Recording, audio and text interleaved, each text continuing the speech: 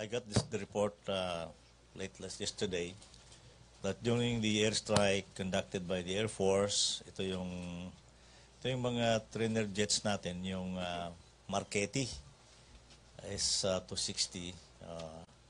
There were two planes flying, and the first plane dropped their ordnance accurately.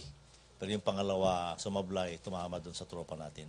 We are still conducting an investigation. It's headed by the Chief of Staff.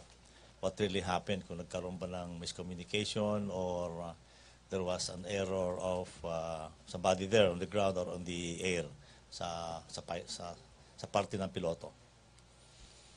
Now, there were 10 killed in that unfortunate incident and 7 wounded. They have been evacuated to Cagayan de Oro for proper disposition.